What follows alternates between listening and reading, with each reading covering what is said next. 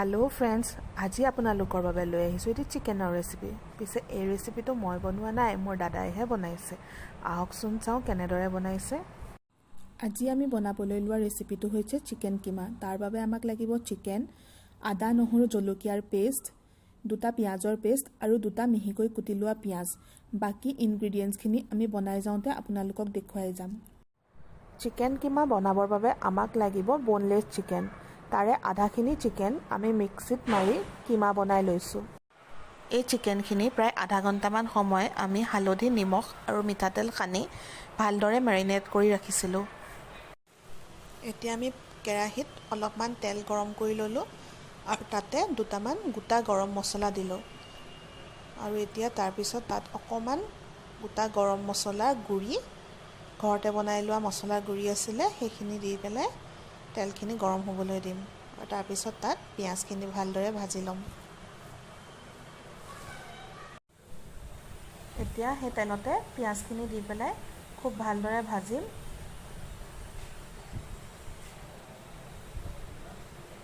ভালদৰে এনেকৈ ভাজি থাকিম গোল্ডেন ব্ৰাউন হোৱালৈকে আমি পিয়াজখিনি কাটি লোৱা পিয়াজখিনি আৰু পিছি লোৱা পিয়াজ দুইখিনি ভালদৰে ভাজি লম গোল্ডেন ব্ৰাউন হোৱালৈকে এতিয়া পিয়াজখিনি অকমান ব্ৰাউন কালাৰ হ'ল এতিয়া আমি তাতে আদা নহৰু আৰু জলকীয়াৰ পেষ্টখিনি দি দিম আৰু খুব ভালদৰে আকৌ ভাজি লম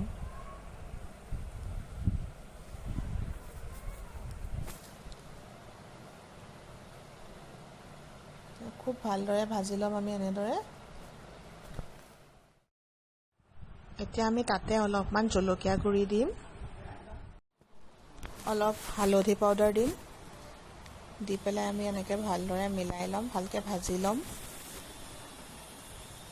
এয়া ভাজা হ'লে তাতে আমি অলপ নিমখ দি পেলাই খুব ভালদৰে আকৌ ভাজি লম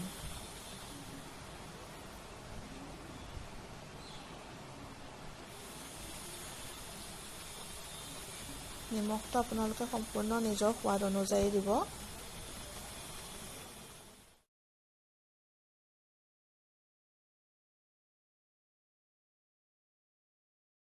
এতিয়া গোটেই মছলাখিনি ভালদৰে ভজা হ'লে আমি আগতে মেৰিনেট কৰি থোৱা বোনলেছ চিকেনখিনি কেৰাহীত দি আকৌ ভাজি ল'ম এইদৰে খুব ভালদৰে ভজা হ'লেহে আমি মিক্সিত মাৰি লোৱা চিকেনখিনি দিম এতিয়া চিকেনখিনি ভালদৰে ভজা হোৱাত আমি তাত যিখিনি মিক্সিত মাৰি কিমা বনাই থৈছিলোঁ সেইখিনি আমি কেৰাহীত দি খুব ভালদৰে মছলাখিনি একেবাৰে ভিতৰত সোমাই যোৱালৈকে আমি ভাজিব লাগিব যেতিয়ালৈকে মাংসৰ পৰা তেল নোলায়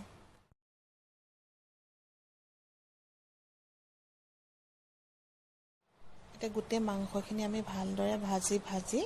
ঢাকন মাৰি পেলাই অলপ দেৰি সিমত দি সিজাব লাগিব এতিয়া অলপ সময় সিজাৰ পিছত আমি তাত পানী এড কৰিম পানী বহুত বেছি এড কৰিব নালাগে নামমাত্ৰ অলপমান পানী এড কৰিলে হ'ল সেইখিনি সম্পূৰ্ণ নিজৰ পছন্দ অনুযায়ী কৰিলে হ'ল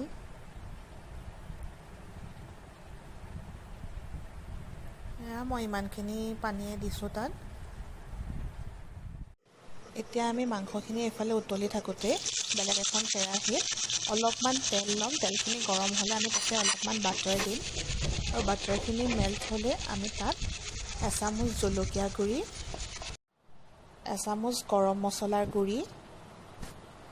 আৰু এচামুচ চেনি আমি সেই তেলখিনিত ভালদৰে মিলাই ল'ম আৰু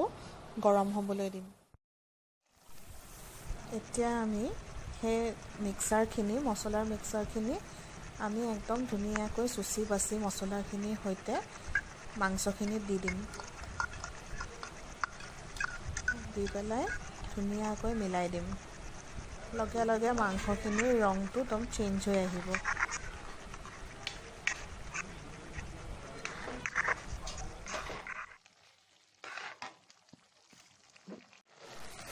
এয়া চাওক আমাৰ চিকেন কিমা মছলা ৰেডি হৈ গ'ল আৰু কিমান ধুনীয়া ৰং ওলাইছে চাওক মছলাখিনি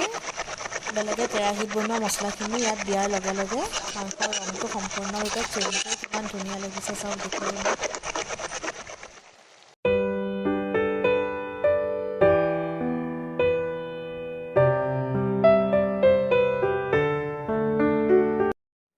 যদি ভিডিঅ'টো চাই ভাল পালে তেন্তে লাইক, কমেণ্ট আৰু শ্বেয়াৰ কৰিব আৰু লগতে মোৰ চেনেলটো ছাবস্ক্ৰাইব কৰিব। Thank U.